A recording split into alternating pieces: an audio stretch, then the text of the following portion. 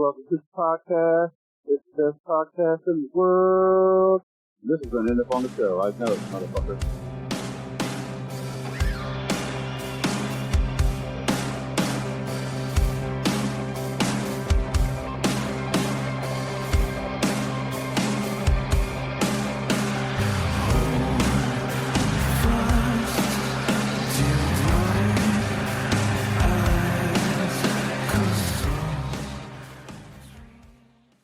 What's up, ladies and gentlemen? Welcome to episode 89 of Epitome of Stupidity, your favorite allegedly metal podcast that is apparently still back from the dead, for now at least. Tunage in the background is from today's guest, Modern Witchcraft, and the song is called Sugar for Rats, and it features one Morgan Lander of, you guessed it, Kitty. So, all the badass plus two. They're a fun form of doomgaze, and there's a kind of personal connection there that I know for a fact we will get into later. So I will let that kind of work itself out. I'm going to take a minute here and say thank you to my buddy Brian, who, as you may have figured out, is not with me on the show today, and as mentioned in a previous episode, probably won't be around much. But he did, whether he liked it or not, provide with a very clever new intro for the show. Thank you, Brian. Currently listening to, again, because I'm a nerd and like to talk about what I'm listening to, I had a really fun run this past week. Spotify does that thing where it starts playing random shit that it thinks is related to the band that you're listening to when the album finishes.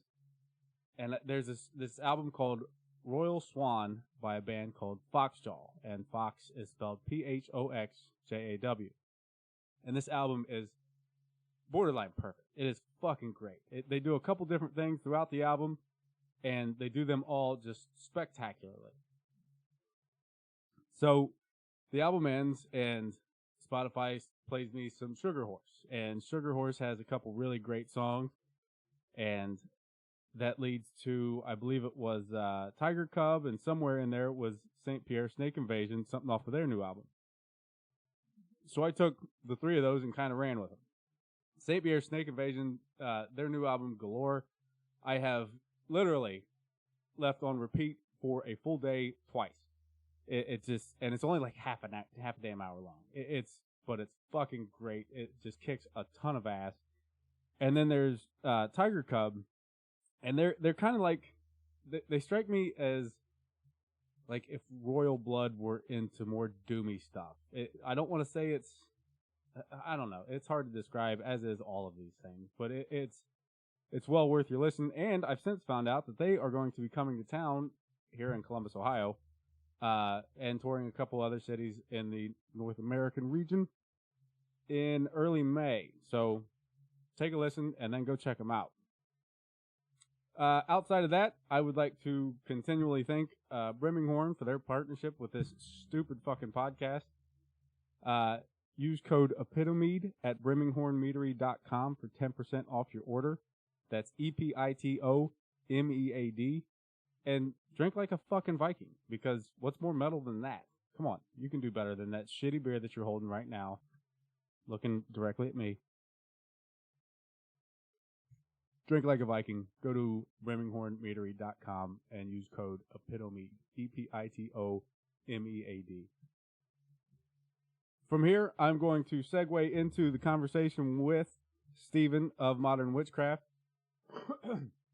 And eventually, I'm going to get a sounder for this, so it's not just me doing the call and response thing of the beep, beep, beep, beep, beep, beep, beep ring that I just did.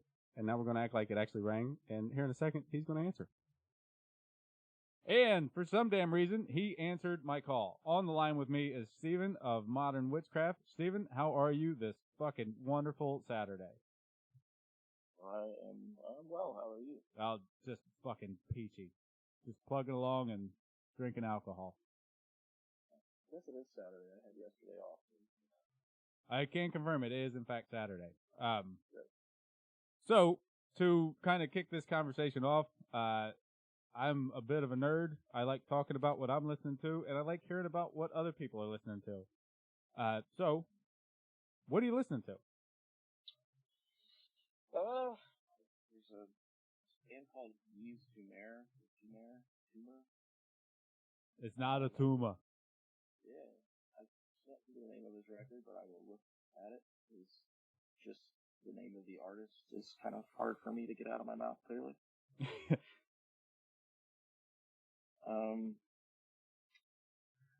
I don't have it in front of me, and I'm not seeing it. Either way, the band it's spelled YVES Tumor.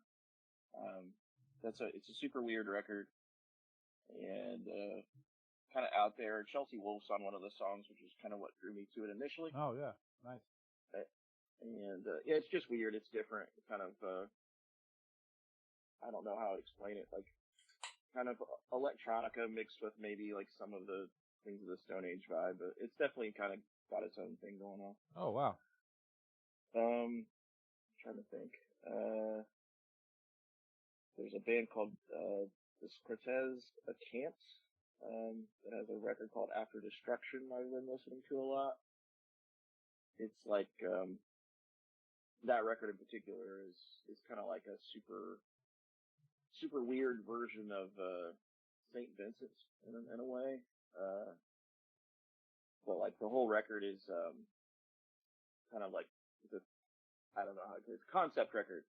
So when you start the record, it's like a computer talking to you, and just basically like it's giving you choices when there really aren't choices necessarily. Choose your own adventure type thing. That's not really a choose your own.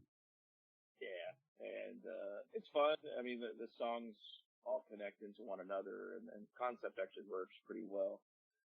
But yeah, it's just a strange record. They have really amazing videos. It's really interesting visual stuff. So that, and then there's a record called Mass by this band called Friendship Commanders. Friendship Commanders. I love that. That's really good as well. Beyond that, I don't know. I kind of go back and forth between like safe bets. So I go back to like old stuff. Like I'm trying to think. I was listening to Caveman recently, and the Melvins, just older records that have been around a while. Sure. The Cave-In thing, they put out that new album last year I think it was, or was it Mutoid Man was last year and Cave-In was the year before, something like that. Anyways, what I'm getting around to saying is that I'm probably going to get shit for this, but I can only do like half of the Cave-In album before it starts to feel samey to me. But you give me anything Mutoid Man, and I'm just in total adoration of it. I love Mutoid Man, especially the first 3 releases. The new one, I mean, is the new one is the good. lesser of the bunch, sure. Yeah, it didn't speak to me kind of the way that the last few did. Like Hormones, I think, is the one previous to that. Yeah, right? and that fucking thing is so good. Yeah, that record's solid front to back, and then the one before it, and even the first EP they put out, I like. And it's kind of like a 4-track recording that has the Animals cover on it. I think the one before Hormones is Bridge Burner or something like that. I think you're correct. Yeah, that record's solid from front to back. Yeah, those two are really great. Yeah, the new one is not bad by any means, and I still enjoyed it. I just didn't get as attached to it as I did. Right. It was more for me. It was more like I'm going to listen to this again because I know it's good. Whereas the previous ones, it was more of a Jesus. I can't wait to listen to this again. Yeah, I feel like I need to probably give it a fair listen or two, or maybe find my way to some form of inebriation and re-listen to it. Ooh, I can help with that. Oh. That's usually how I'll reconnect with a record. I'll end up eating an edible or something, and then go listen to something that I there you go hadn't, and then find that I really enjoy it. Just kind of get lost in it. Yeah. Sometimes that sticks. Like once I'm back to normal, and then other times I'm like, yeah, that was some chemical talk. The chemical imbalance worked out all right. Well, it's entertaining. Right. The what I've been listening to is a bit of your new album, and I have I feel like a stupid technical question. Sure. So, if you look at any other self-titled album on, say, Spotify, because that's the streaming service that I use, it says the words again. Pick a damn the only thing I can think of right now is fucking Korn. But if you go to Korn's original album, it says Korn twice.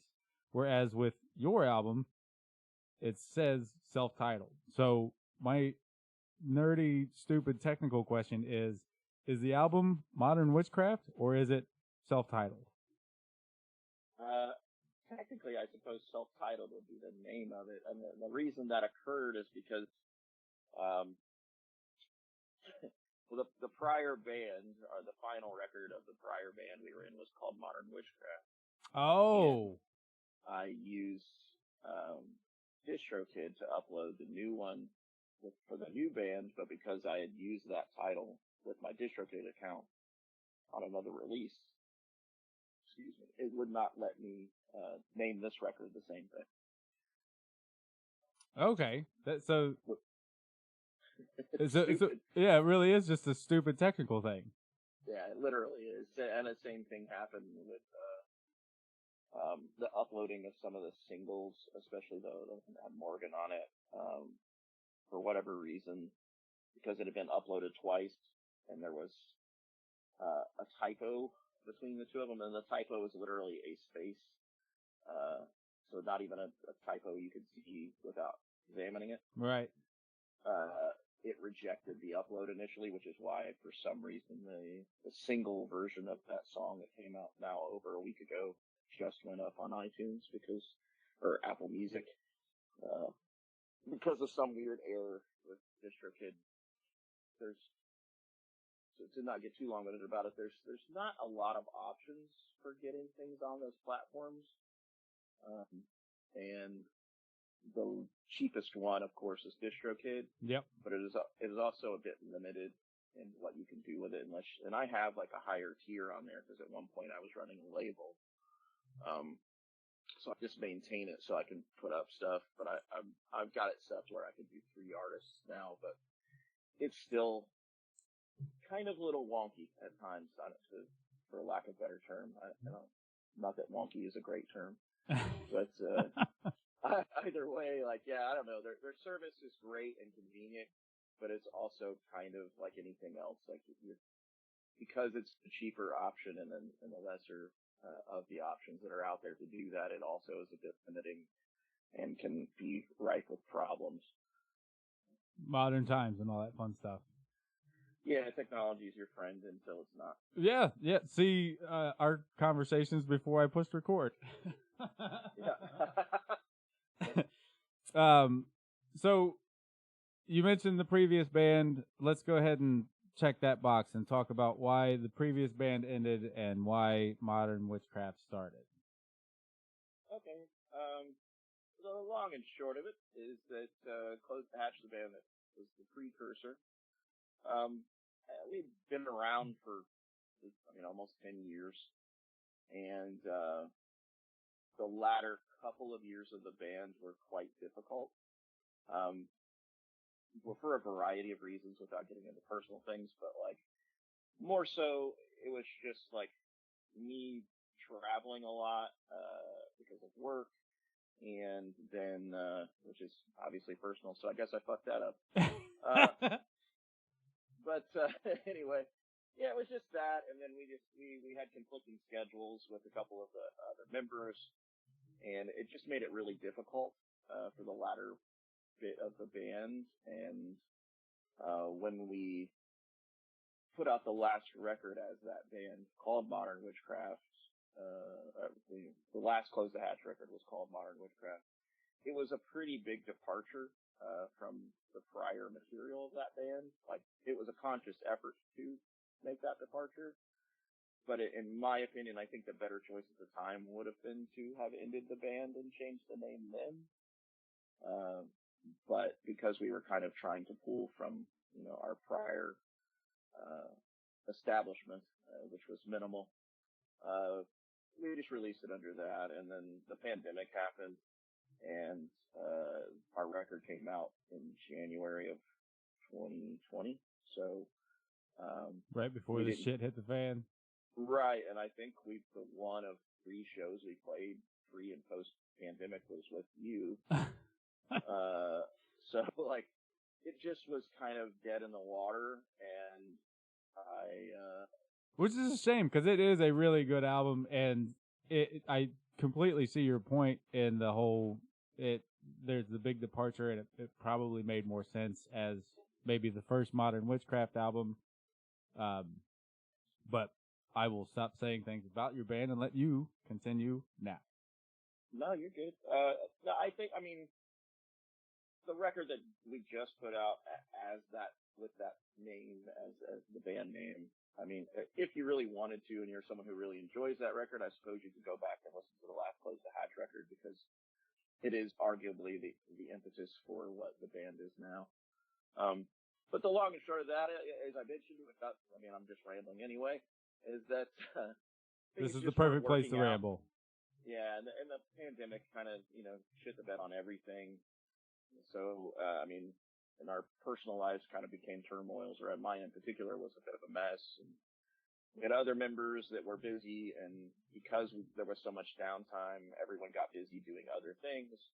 And the prior lineup of the band, which another reason we changed the name is because it's different people other than Sean Hall and I, the drummer.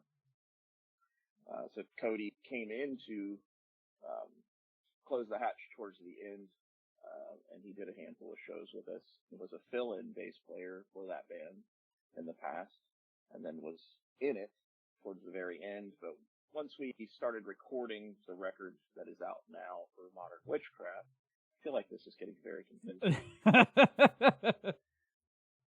Did you eat an edible before you started this? Yeah. Either way, we just kind of like, it just made sense to like start over, and try to reestablish ourselves differently. And I think the other side of it is that, at least on my end, is that I felt like, and like, much like you might get flack for not liking the Cave-In stuff versus Mutoid Man, I feel like sometimes, and not sometimes, let's just say it, metal genres and elitism go hand in hand. Sure. And I don't buy into that. I think that's a stupid way of looking at things. That's just my personal opinion. I think that if you look at things that way, you're kind of limiting your access to a lot of really great music and a lot of inspiration. Okay. I've got a follow up about that, but I've got it kind of planned out for later. But okay. I like that you've got the precursor there. With the Close the Hatch stuff and switching things over to Modern Witchcraft, was there ever any thought to kind of reimagine some of the Close the Hatch songs and bring them into the Modern Witchcraft form? No, we had briefly discussed pulling one of the songs from the final Close the Hatch record over, but ultimately we just kind of settled on moving forward. Also, like, the record that just came out was recorded during the pandemic because we couldn't do anything, and that's with the change in lineup and stuff, which some of the final bit of change in lineup took place a little under a year ago, with Nick taking over for the previous guitar player. But not really. I think we made a kind of pretty determined effort to separate it from that, and I feel like it's going to be impossible to do for a while, especially with anyone that was aware of the band. It's funny that you mentioned that, because we had one site reach out to us for a review, which is very nice. No beef there. I'm happy that anyone gives a shit about anything that I do. I kind of could tell that most of the article was going to focus on the name change a little more than the record. And that's kind of exactly what happened. Like, most of the beginning of that article was just like, they used to be this thing, now they're this thing. Right. Yeah, but no, it's different people. There is a different approach and a different vibe, and I feel like if you were to go to listen to the beginning of the prior band, which was over a decade ago now, and then you listen to what we're doing, it doesn't sound like the same thing, and because it's not. Right. It's very, very different on purpose. And I don't know. I feel like I might have shot myself in the foot a bit by doing that, and then maybe in turn shoot the feet of my bandmates in the process. But it's funny, you don't strike me as a hunter. It's just sometimes it's just nice to feel like you're starting over. We had a lot of things kind of fall apart because of the pandemic, and it's like, well, if it's gonna be different people now other than myself and the drummer, and we're gonna put out a record that's even further into a different direction than the last thing. We should just start over and give ourselves a chance to reestablish ourselves. Sure. And kind of in relation to the mostly the starting over with a familiar cast for the most part, if not fill-ins that have turned into full-time people. You and I had kind of talked previously about Nick being the new guy, and at this point, I had wanted to talk to him directly. I should note here that the intention was to talk to the whole band, but the previously mentioned pandemic and COVID and all that fun stuff has struck again. It's apparently still a thing, and because of that, it's just Steven and I. So I'd wanted to kind of single Nick out and ask him a couple things here. So since I can't do that, I'm going to ask you if there's something that you want to specifically tell him. It's just you and him talking. You can be as honest as you want. No, I love Nick. He's been, honestly, he's been incredibly useful, not just in the band, but in our personal lives too. I think it was a good thing. The morale of the band kind of dropped off significantly during the tail end of the pandemic, and then trying to start over because we were changing members, and it was just not something we wanted to be doing, but it was what was necessary. And there, to be clear, there is no issues or anything. We're all still buddies. As a matter of fact, Sean, besides the one guy that you killed. Yeah, well, fuck that guy. Exactly. Anyway. No, Sean O'Shaughnessy is still close with us, and he probably will be doing some of the recording of our next record because he handled the vast majority of the record that just came out and played on it. But yeah, to get back to Nick is a buddy of mine I met through YouTube stuff. And because we both have YouTube channels, his is significantly larger than mine. But he's also just somebody that I hung out with and spent time with, and he's a great guitar player, and he's also a videographer, and that's what he does for a living. And when we started doing video stuff, I asked him to do it, and then it kind of just came to be that when things happened with Sean stepping away from the band, Sean O'Shaughnessy, real name, by the way, that's not a fictitious name. Good note. When he stepped aside, Nick was literally there, helping us film videos at the time, and I was like, I approached the idea of him taking over. But to be fair to Nick, he lives in Wisconsin. Holy shit!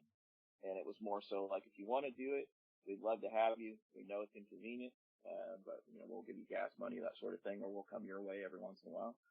So, but yeah, he's been a trooper throughout it, and he learned the songs, and he's been coming to rehearsals and coming to shows, and he's put a lot of his time and money on the line, and that's not something he has to be doing. So I have nothing but a great deal of love and respect for Nick. We pick on Nick, and there's been some light hazing, and his anus will recover.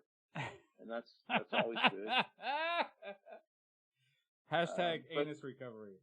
Yeah, no, he's one of my best friends, and it's been awesome to have him on. And we do pick on him in the videos and stuff, but he's been real fun with that and everything. I'm sure if anyone's seen any of the stuff we've done on social media, where Nick is kind of the butt of the joke, that's just something we've been doing along with him to have fun and kind of make the stupid promos a little more interesting to us, because honestly, and maybe I'm I'm certain I'm not the only one.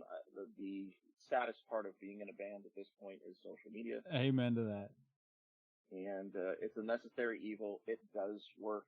It facilitates its need quite well, but it is not fun. And we figure, and kind of along the lines of my previous mention with metal and heavy music kind of being full of elitism, we kind of thought it would just be fun to be silly and not take ourselves seriously at all. I feel like that, in my mind, is a little more interesting to watch than just a bunch of guys trying to be cool and look like they're spinning their guitars around. Right. They're heavy and they're doing the devil horns with their fingers and stuff. And I guess at this point it's as good a place as any to say, hey, please follow the podcast on any Instagram, Facebook, or Twitter accounts that you have, as well as Modern Witchcraft on all of their social media accounts. Because, modern times call for modern solutions. Yeah, I mean, that's the only way that anyone gets access to anything these days. It's a necessary evil. But yeah, we've used Nick as the butt of the joke there, but I'm certain that the tides will shift to me being the butt of the joke. So I'm an easy target. I'm bald. It's fine. Bald with glasses. Yeah. I'm right for picking. But, no, man, Nick's amazing, and he's a very, very good dude to have around. It changed the entire kind of morale of things. Like, we're all having a good time as a band, and nobody's, not that we've really been bad at bickering ever, but like, nobody's like in a weird place with anything. Like, we always just have fun, and when we kind of just get down to business when he's in town because he came from fucking Wisconsin. Right. So when we rehearse, we get things done, and we really beat things to death, which is good. I feel like it's made us pretty solid already as far as being able to perform the record live. We know it front and back, which is nice. And then when we have the downtime and the after hours, we hang out and do normal silly shit that dudes do when they're hanging out, but like light hazing. But hashtag anus recovery. Yeah, he's fine. He'll be just fine. At least that's what the doctor says. Rub a little dirt on it. Yeah. Nothing a little spit can't fix. Anyway. No. Long story short is Nick is a great dude, and I'm real happy that he's around. That's great. I want to ask where the name Modern Witchcraft came from, but I guess we've got to go back to the song, or am I assuming things? If you would have asked me this 3 years ago, I probably knew the answer. But I don't recall. I just know it was something that came up at some point, and it settled as a song title and then inevitably a record. And then when we changed the name, I was like, well, thought that was a pretty solid name. As I found out, there was another band from the UK called that for a bit, which I didn't know. And even when I was Googling it initially to make it a band name, I couldn't find it. But then since there's been articles, a few of them have mentioned that we're from the UK, and I'm like, what's happening? I'm definitely not from the UK. Yeah, even one of the guys that did an article that I talked to first shared our bio, which says we're from Ohio or Wisconsin. He still put that we were the UK. Yeah, I mean, that band apparently is no more, which is cool. I had no idea they existed. I'm working on trademarking the whole thing, I don't have to worry. Right. Trademarking Modern Witchcraft non-UK. Yeah, it's quite expensive. I've never had to do that before, but I was like, I'm going to try to do it the right way. So with track titles like Bible Belt Baphomet, which is easier for me to say when I'm not 5 beers deep. The previously mentioned and played Sugar for Rats, Corpse Painter. What's my favorite one of the bunch is the one that's something about honey, and now I can't remember the fucking Honey Creeper. Honey Creeper. Yeah, that's probably my favorite on the damn album. With these goofy ass titles, sorry, goofy's by way of being complimentary. You're good. You're stupid. It's fine. I'm going to assume that there's some interesting subject matter behind them. You want to elaborate? Yeah, I mean, the general theme of the record, now that I've like had some time away from it and listened to it, and also heard other people's interpretation of it, is just most of the songs, for the most part, have some sort of loose connection to mortality, or like kind of like how things kind of aren't final. A lot of that, I imagine, was probably spawned from the desperation that was the pandemic and not having employment, because the job I had laid everyone off because we traveled and we're in group settings regularly. So most of that stuff is just kind of desperate. Like most of the songs kind of have a similar theme for the most part, but I would be lying if I said there was some sort of grand idea behind any of the names. Those are all of the songs were working titles. And it just kind of stuck around. Yeah, and then I actually tried to write to the titles at one point, and it just wasn't working. The song that opens the record, Death Waves, that had been a demo, like a name for a song in various things I've done over the years, and never used it. But I wrote the lyrics separately, and I was like, I'll just call it that. Honey Creeper is the only song on the record that's working title was changed, because its original working title was Don't Do Meth. So it was just, is that a PSA? Is that a personal experience, or is that were you wearing your DARE shirt when you came up with that? I was driving the DARE Taurus. The DARE Taurus.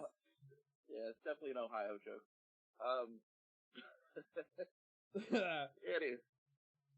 Anyway, no, yeah. I'm literally writing the DARE Taurus down. I'm going to figure out a way to put that in social media. Very funny. No, I kind of distracted myself with the DARE Taurus. What was the question? Fucked if I know, man. You're supposed to be keeping track. No, I didn't do that. Okay, good. There we go. Yeah. No, my personal experiences with other people having done it. I did have an ex-girlfriend of mine who became that. That's literally the moment the words "I've tried meth and it wasn't that bad" came out of her mouth. So yeah, I knew that was damaged goods, so I moved on. Yep. But anyway, yeah, no, it was just a silly working title to make my bandmates laugh when I was sharing demos back and forth. Okay. I'm going to assume mission accomplished. If I recall, I don't know. Did you get any sidebar messages about, hey man, is this about me? I never get those. But yeah, that would be funny actually. Yeah, it'd be really interesting if someone felt like the song was about them. Right? How did you know I was doing meth? I thought I was hiding it so well. Your teeth say otherwise. Oh. No, yeah, no, it was just a silly name. We're all quite we're old men and we are chubby, so there's no meth in our lives. I'm gonna have a whole ass list of hashtags here, like hashtag chubby.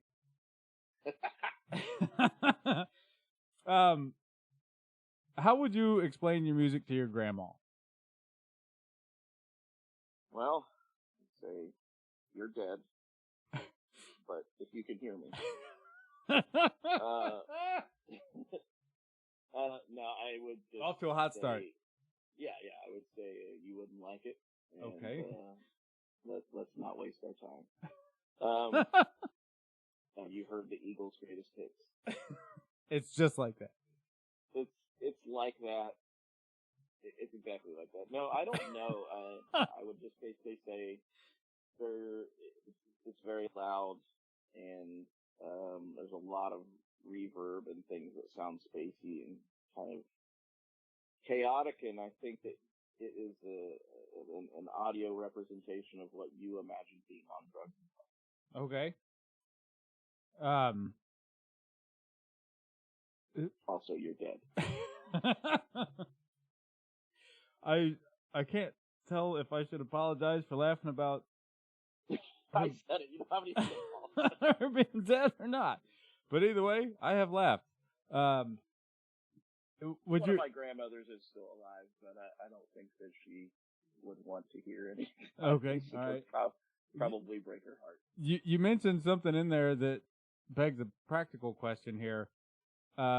Would Grandma have known what reverb is?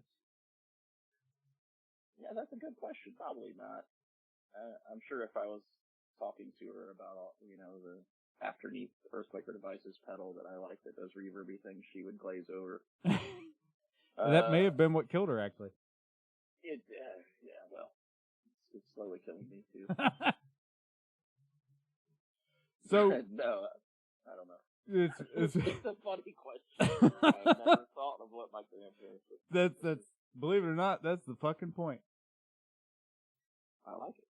That's why this is the epitome of stupidity. I think we're nailing this stupid dude. This is just home run after home run. So to kind of pick up the thread that you picked at, I'm not saying this well. To kind of pick up the thread that has been noted previously is what I'll go with. We've talked about classifications and elitism and all that stuff. And I'm willing to bet that I'm about to quote from the same article that you've referenced a couple times, where you guys have been classified as things as convoluted as post-rock meets grunge rock meets post-doom. I've also seen the more straightforward sludgy and doomgaze, which I guess if I had to pick one is probably what I would go with. The end of my notes here is there a classification that bothers you or one that you prefer? But it sounds like you may have a more interesting way to go with this. So I'm going to ask a question without actually asking a question and just say, your turn to talk. Okay. The portion of elitism I don't like is just naysaying everything. I think that's really my problem. Because that's a whole other conversation. But some things are just not for everyone, and that's an easier way of approaching things. Sure.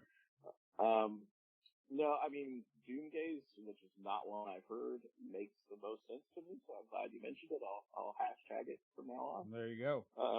I did find that there was a random hashtag for witch rock that had like 1 million some things attached to it, so I kind of used that just because it makes sense with the name. All right. But I would say, I mean, we're kind of a mixture of all those things.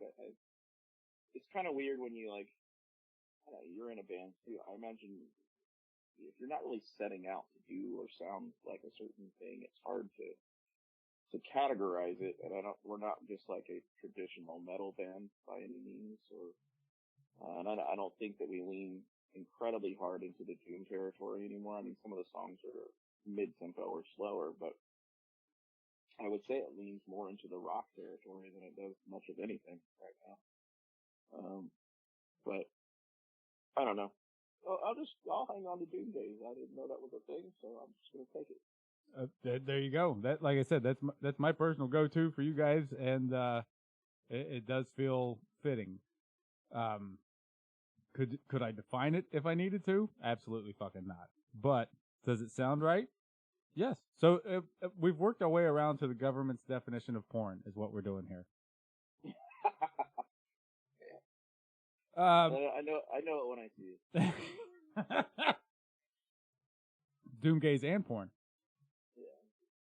So what's the writing process like for these things? Is it, we've kind of mentioned a couple times that a lot of this was written during the pandemic, or all of this was written during the pandemic. So I'm guessing a lot of it wasn't written in the room. Is it just kind of a modern version of tape trading and updating things, or? I had nothing but downtime for most of the first year of the pandemic. And there was a period of time where I was like, stuck, cause I have a house in Canada with my wife, and then I have a house here in the States. I was stuck in the States for about just shy of 6 months because the borders were closed.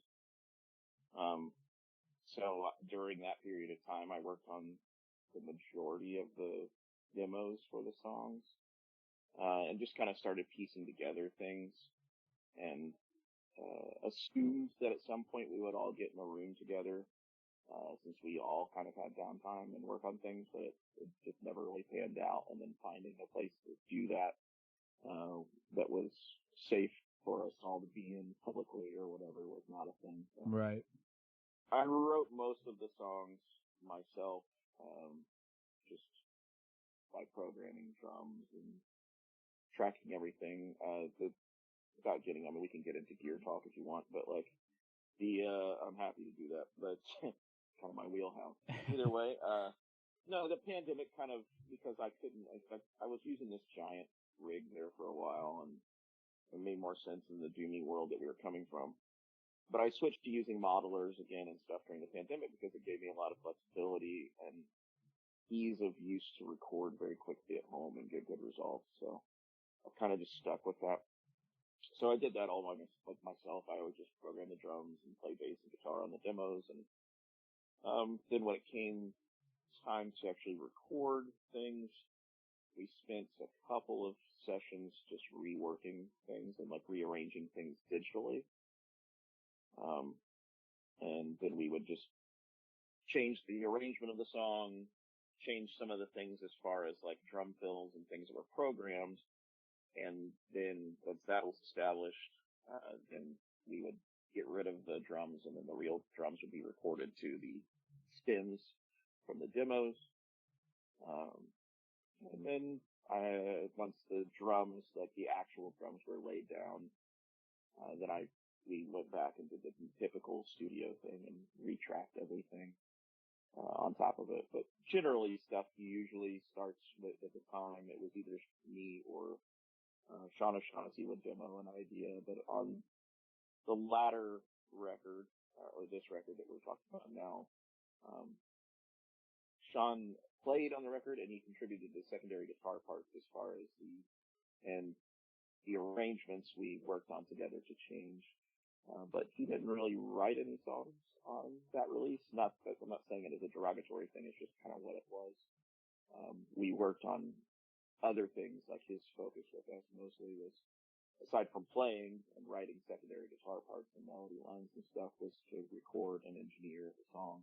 So we just had a different process, because of the limitations we had with COVID and only a couple of us being able to be in the room and all that, that whole spiel we were all dealing with for a while.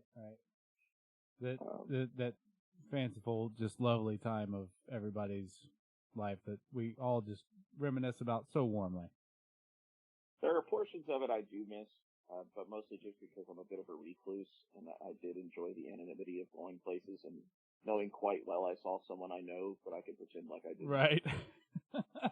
Excuse me. I may or may not do that even now, where sometimes I'm always walking around, like if I'm at Kroger, I've always got headphones in, and usually there's music playing, but sometimes there's not, and I just want to be able to act like I didn't hear somebody. But I'm not an asshole, you're an asshole. Yeah, I mean, I don't know. You're a musician too. I feel like there's some of us are extremely extroverted, and I feel like the vast majority of musicians I know are kind of introverted in personal life. I think they have the ability to not be that in public when they need to be. But you know what I mean? I think It's just kind of like that weird artsy douchebag stuff. That is the technical term there, ladies and gentlemen. Yeah. I don't know if you know it or not, I but made sure that I had the term. How now? We'll just do this straight up. How did you persuade Morgan Lander of Kitty to be on Sugar for Rats? Well, I married her sister. That is the sentence that I was kind of assuming that you might work your way around, but nope, you came right out and hit it right on the nose. Good for you. No, I asked. I mean, she had every opportunity to say no. But no, I asked her if she would be willing to do vocals on the song, which, I mean, hell, that's been almost 2.5 years ago. Right.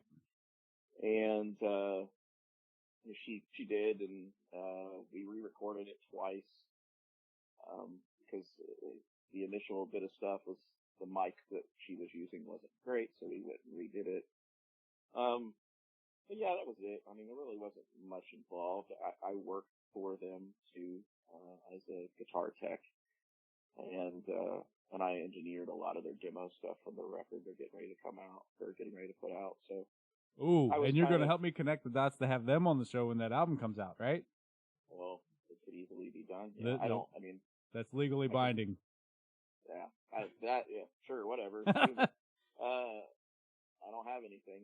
You better be ready to litigate. I am. I can spell litigate. That's for sure. I can't. I win. Yeah.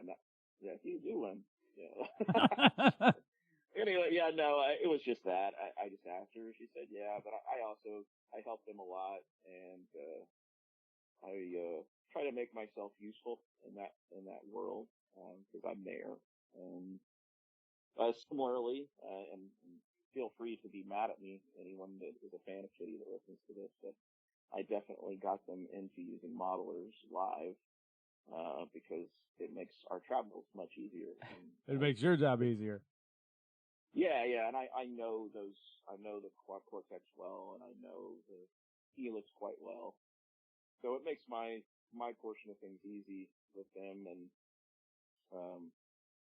with them kind of being used to the set. Like I say them, but that Morgan is much more used to using traditional amps and stuff, and she's just starting to dive into learning the minutia of the Helix. So me having a bit of a heads up on it has been beneficial, and it makes things easier on her. But without getting, I mean, this isn't an interview about me turning on guitar amps with Kitty. But or yeah, is it? That's the answer. Yeah, maybe. Yeah, I asked, and she was nice enough to do it. And ironically, we've been doing some cross-promoted stuff, and then we were trying to time it in a way that made sense. But since they have a record coming out now too, so we're gonna be, you'll see less of that as time goes on because the girls are about to be quite busy. Right.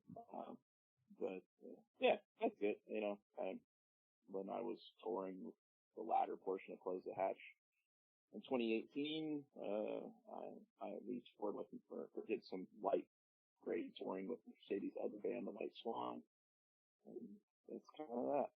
And I ended up marrying her, and then I was able to ask my new sister-in-law to come scream on a song. And that's a sentence that not a lot of people get to say. I've got a couple different ways I want to go with this, and I think the shorter version might be better to go. I think the shorter answer might be, I think Sugar for Rats is probably the heaviest song on the album, and it closes the album.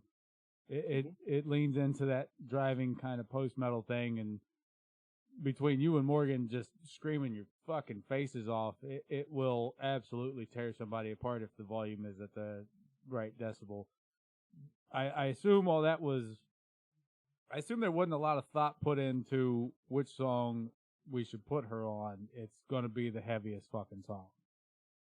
Yeah, it was that, and then Brian from A Seat is on 2 of the songs, and we had another guest vocalist, Miles Strand, is on Corpse Painter.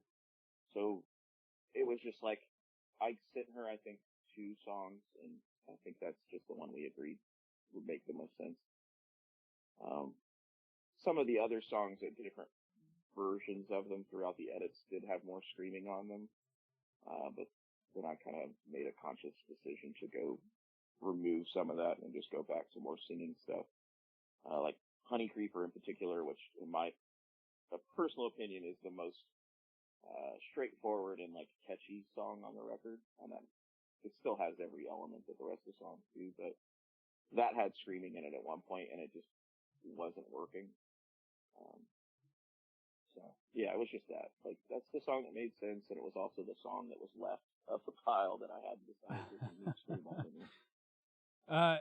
Now you've mentioned that, you know, being married to her sister Mercedes. Is it? I don't have a fancy or smart way of asking this, and as previously mentioned, I'm working my way on drunk, so it's not like I've got an option here anyways. Is it weird to see publications like Revolver talking about your relationship in relation to these songs? Like, release by Modern Witchcraft, here's a song featuring Kitty because this guy's married to, or not necessarily because, that's harsh phrasing, but, this guy who's married to, et cetera, et cetera. Yeah, I mean, it's weird because the way that, with the Revolver article, which don't get me wrong, like, super grateful that they did anything at all. Sure. Same thing with PRP. It was certainly beneficial to us that they did do something.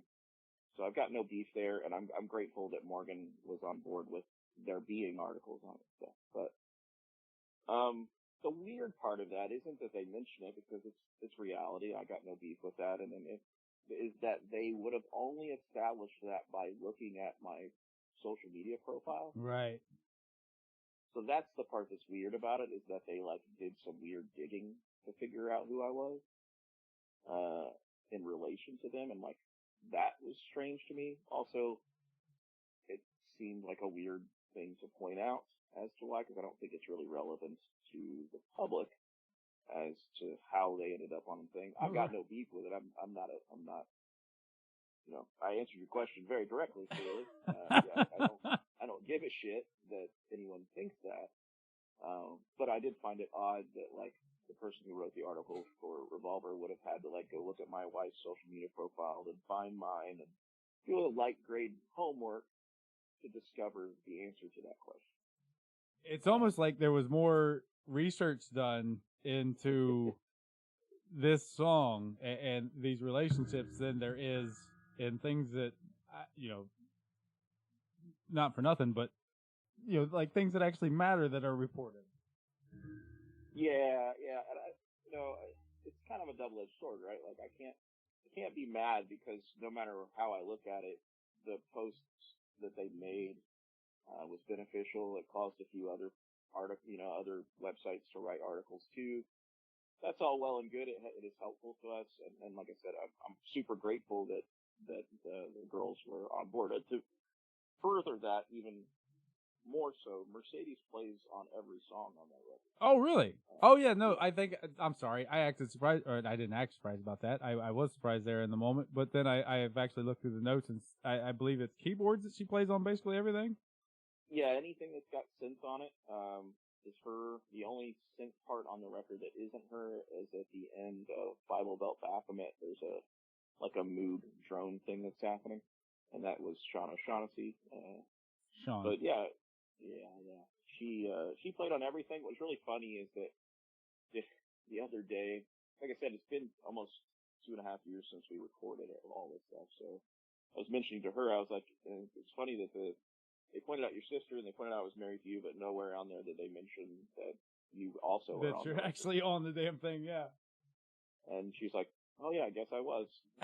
Yeah. But it's funny is that what the reality of it is, we had 2 days back to back during the pandemic where obviously none of us were doing anything. And I was like, I want to track a bunch of synth stuff on this record. You want to do it? I'll just pick out the sounds and you can play whatever you want. And so it was literally I would just start a song and we would scroll through all of the different synth presets and Logic and find one that kind of worked texturally with the song, and then she would play whatever she wanted to. So it literally was maybe a total of 2 hours of work. But she's on every track. But yeah, her sister obviously singing is the thing that right, kind of takes the headliner status. Yeah, but no, it's whatever, man. Sure. All press is good press in some regard until I'm getting canceled for something. Which will happen shortly after this podcast is released. Yeah, all that earlier mixed butthole. Hashtag anus recovery. Yeah, you'll be fine. So, I guess that's as dumb a spot as any to kind of swing this thing into the home stretch here. I know you guys have at least one show announced coming up. Do you want to talk about that and any others that you might have? So we have actually pulled this up because I didn't want to forget it, and it's funny because we only have 2 right now, and I should be able to remember them, but I don't. We had one scheduled for March 1st. That venue went MIA on me, so we've canceled that. So we're just going to collectively say, fuck those guys.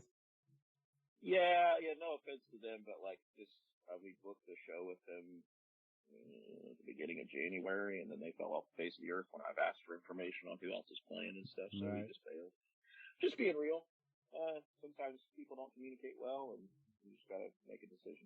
It's so stupid, man. I could go on a whole fucking day-long tangent about people not being able to fucking communicate, but instead, I'm going to let you continue answering the question that I asked. No, we have, we're playing at Northside Yacht, it was originally at Northside Yacht Club and Comet. Now it has been moved to the Northside Tavern. So, March 8th, we are at Northside Tavern in Cincinnati, with Moon Temple and Glass World and Grey Host. Grey Hosts are buddies of ours for many years now, like over a decade. So, looking forward to that. We haven't done a show in Cincinnati that I can recall. Well, this version of the band's never done one. Prior to that, it's been several years. So there's that, and then we're playing in Dayton at Blind Bob's on March 29th, again with, I want to say that's Moon Temple and, no, not Moon Temple, Gromulus, other local buddies of ours, some former bandmates and stuff. But that's it for right now. I know as things get moving, we'll probably be booking some actual tour date stuff. Ooh, fancy. Been able to do that in a long time. Right. Like almost going on 4 years now, which is kind of wild. But yeah, prior to that, I mean, the other iteration of the band, that when it was a different group of people and name and stuff, we would at least do a little bit of light touring every year, whether it was like 10 or so dates. But I think we're going to try to get back into doing that again. But to answer your question without rambling too long, because that's all I'm doing, it is a podcast, and that's what podcasts are for. Amen. Yeah. Hashtag anus recovery. Absolutely. You got to get it together or put it back in there. Anyway, yeah, Northside Tavern, Cincinnati, March 8th, and then March 29th, at Blind Bob's in Dayton, Ohio, and there'll be more. We've got some emails coming and going, but the aforementioned communication problems are always the thing. Yes, indeed. Well, I whether it's playing with you or you know what, that sounds bad, and I'm going to leave it. Fuck it. Whether it's playing with you or seeing you, I can't wait to see Modern Witchcraft again. Cause again, our band has played shows or a show with this iteration, and you guys absolutely fucking crushed, and it was great, and, I can't wait to do it again. So that was, the peak of seriousness right there. We're gonna go ahead and turn the tide here and get into the dumbass shit that we end these types of things with, and then round this conversation out with an ending. So we're going to we'll do the rapid fire thing here. My goal here is to kind of change these things up just in case somebody listens and kind of supplies their answers. So if you listen to the last one, most of these are the same, but a little bit different. I'm not sure what I'm doing. At this point, it's my turn to ramble. There's a drink of beer, and now we'll start. Coffee or tea? Man, this is a funny answer. I love coffee. I hope so. And it would be coffee. But I now am taking blood pressure medication. Ooh. So I do not do coffee as frequently. I'm not one of these statists that does decaf. So what's the point? Right. It's like non-alcoholic beer. What are you doing? Yeah, I say that, and my wife currently is promoting a non-alcoholic beer. I mean, well, I said it, so don't put yourself in the doghouse on my account. That's okay. I haven't tasted a drop of it. I've seen the can. It looks beautiful and it smells tasty, but I'm not into wasting calories. Amen. I want it to sit right in my gut. No, it's coffee, but I do drink a lot of tea. I had a pretty stupid addiction to those giant Arizona green teas, the dollar cans. All right. It's where I was literally buying cases of them and going through them in a couple of weeks, and it was just the sugar intake was like making me gain weight, so I've stopped doing that. Being old it's fun. also this thing, like you ever had something you really like, and then at a certain point it just starts being not good to you anymore? Probably. I mean, there are people in my life that I enjoyed at one point in time that I don't talk to anymore. Do those count? That counts. I was more so referring to products, but. Well, their marketing campaign was shit anyway, so. Sometimes you got bad representation. Yep. The next up on the list here is what is something you could eat for a week straight? Oh, well, something I could. I already do. I eat pizza pretty regular because I love pizza. I actually had this conversation with my mother-in-law before I left the house the other day. We were going to go to some fancy new pizza place, and she was like, I want to make sure that we get, like, a really great pizza. Like, all pizza is great. I don't care if it's frozen. Right. Like, I will eat a Speedway pizza, no problem. Pizza. I'll enjoy it. Pizza is pretty delicious. And I that's a question that I suspect will probably stay on this just so that I can have the pizza conversation pretty regularly. You and I have had shitty pizza at the same place at Rudy's. Amen. And it was not amazing, but it does the job. It solved the problem. Fun story about that night. The last time you and I were together when we played the show at Rudy's. Okay. On said pizza, I took one bite and shattered one of my teeth. Oh, Jesus. And that has to have been before you played. It was right after. Oh, okay. Well, I guess that's a plus. I had a crown on a tooth. It was, I've had this since I was a child, but yeah, I bit into it and it just shattered the whole tooth. So after the next week after that show, I had to schedule an emergency dental thing to get my tooth fixed. It was a crown, you say? Yeah, it was the old one. Right. Well, kind of. I'll piggyback on your story, and we'll do the sludge version of rapid fire questions apparently because there's nothing rapid about this. A few weeks ago, I was in the middle of 800 things at my work, and my stomach was. It's not often that I actually eat during the day, but my stomach was pissed at me about something and telling me that it wanted some things in it. So I had a handful of Dum Dum Pops and a handful of Warheads sitting around. So I just start crunching those while I'm responding to emails and a bunch of dumb stuff.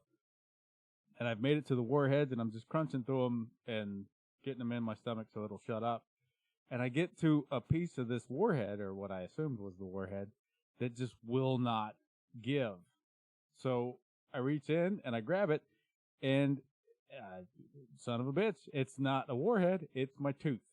Because these sticky-ass candies that you're not supposed to chew through have pulled this whole ass crown. This whole tooth is a crown. And it pulled the whole damn thing out, and there I am holding it. Oh, look, that's not supposed to be in my hand. That's supposed to be in my mouth. Oh, man. So, yeah.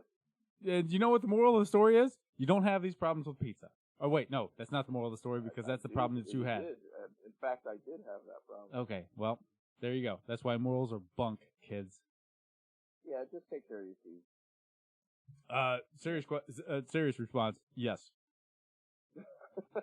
Because those damn things matter, and when they hurt, they really hurt. Dude, if you've ever had an abscess, a bad one, like I've had once in my life, it was absolute misery, and I never hope to have one again. So I could start a whole new podcast just bitching about teeth pain. Teeth pain? You could call it teeth pain, and you could have a teeth pain song. We could call it teeth pain, and it would literally hurt to listen to it.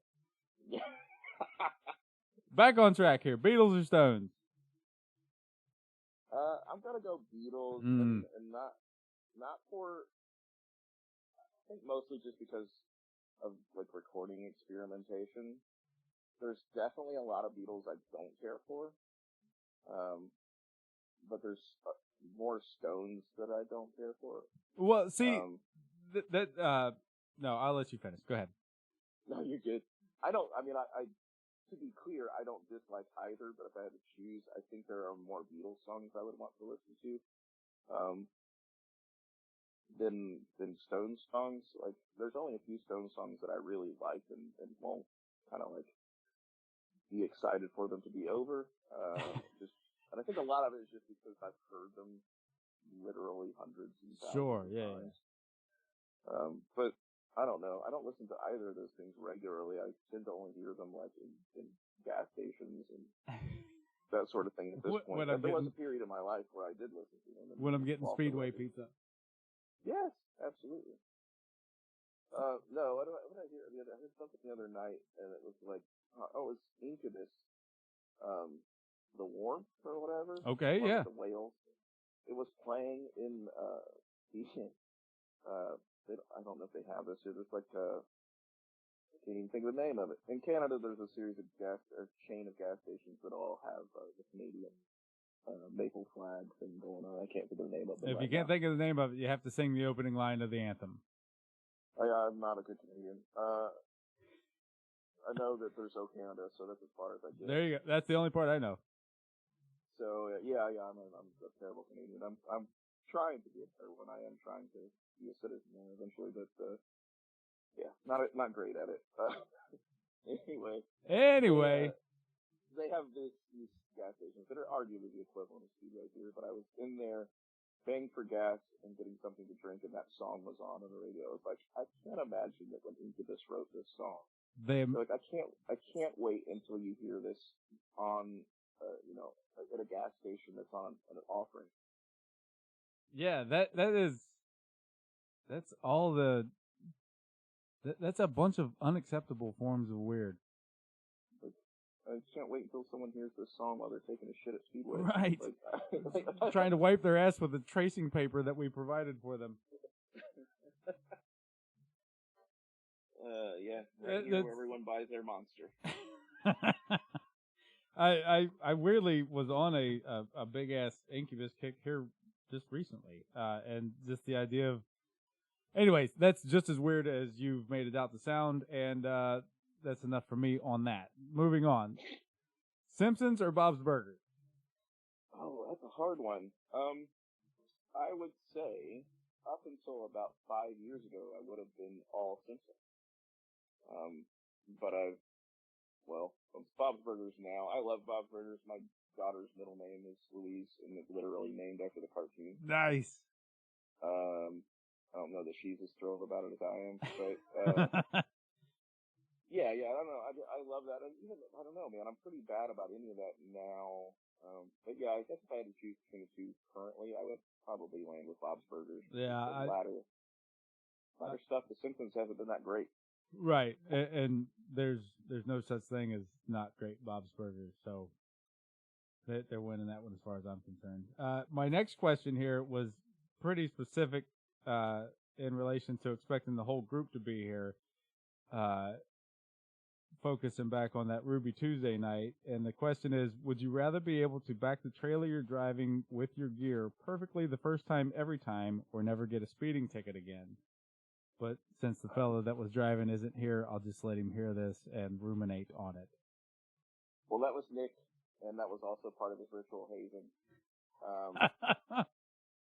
No, definitely backing the trailer. I would love to be 100% on the trailer every time. Sure. I feel like that's a pretty baller skill to have. You're damn right it is. Would you rather fight a horse-sized goose or 50 goose-sized horses? I have a story I could tell, but I'm not gonna. It just involves a goose. Is there whatever. If you're listening, I meant well. So this is hilarious because I've never thought that this would come up ever again in my life. kid was about, like, I don't know, 2-ish, but I was still a baby. We went to a park to go look at geese in the pond and all these things, and she brought French fries. And she's like, I'm going to throw these in the thing. And I was like, that's fine. But they just started, like, attacking her. Like, literally, like, biting her and trying to, like, then they were, like, pulling at her fingers. Right. And they were French fries. And then, like, I got kind of, because I'm, larger than a goose, all I had to do is stand up, and they kind of scattered. But one was just continuing to bite her. So I had to, like, knock the shit out of this goose to get it to go away. And then it just started coming after me. So the damn thing still shows up every October 4th. Yeah, it's there right now, too. Smoking a cigarette. Yeah. The one time that I had to physically assault a goose because it was physically assaulting my child. Okay. So I'm going to interpret that as 50 goose-sized horses? Yeah, I mean, I'll go with the horses. I don't want to fight. I mean, the horses are going to win, but if I had to fight a regular goose, I feel like I didn't do that great with it either. Beer or liquor? Oh, man. Now, beer. When I was younger, liquor. Getting to the fun part a lot faster.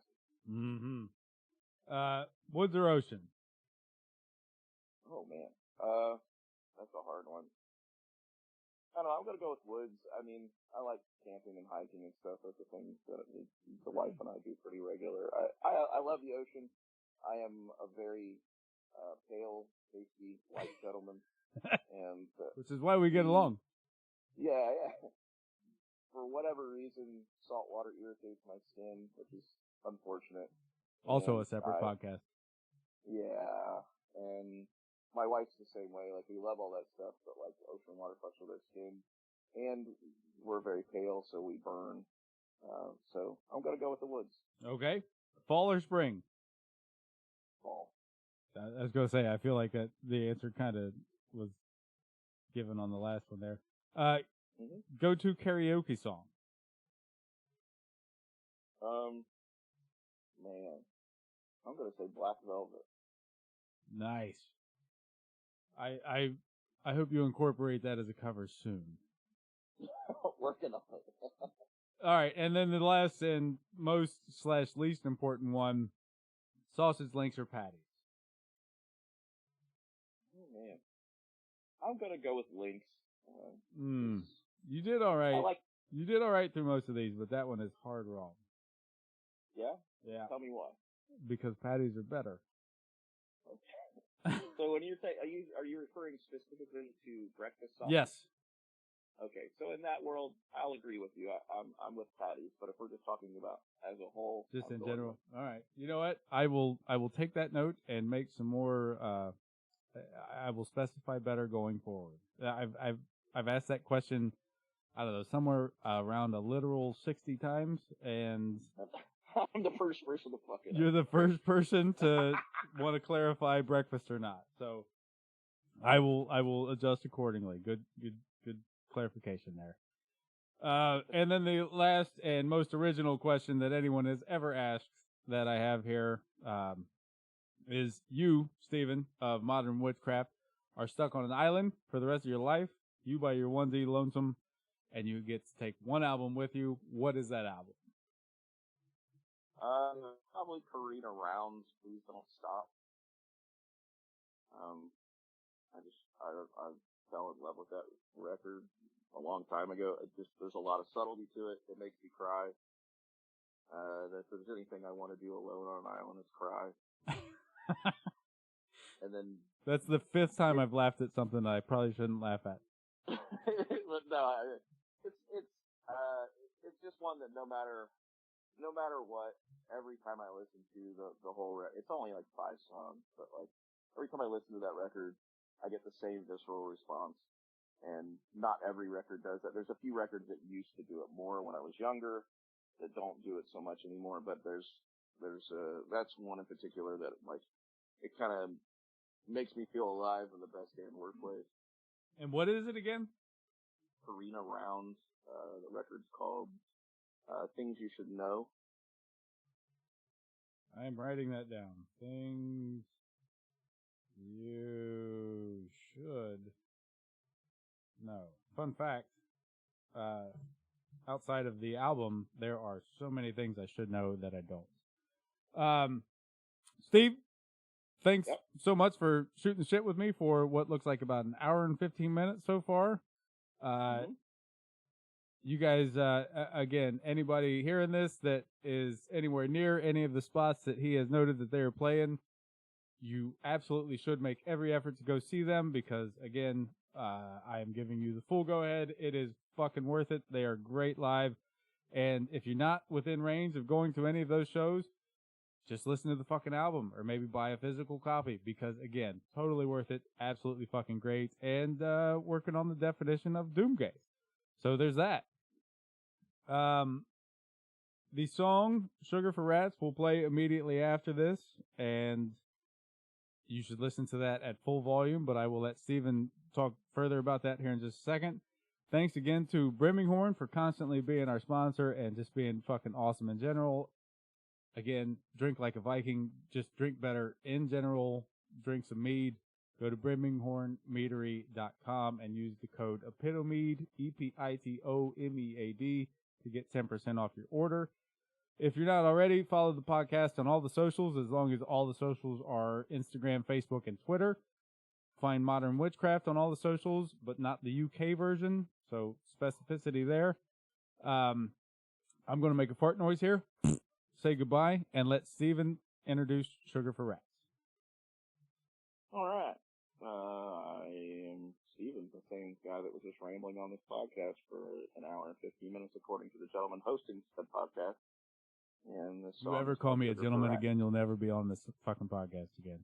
I'm sorry. Look, please. this dickhead that's on this podcast is telling me what to do on his podcast. Anyway, no, you're Sugar for Rats. Nailed it.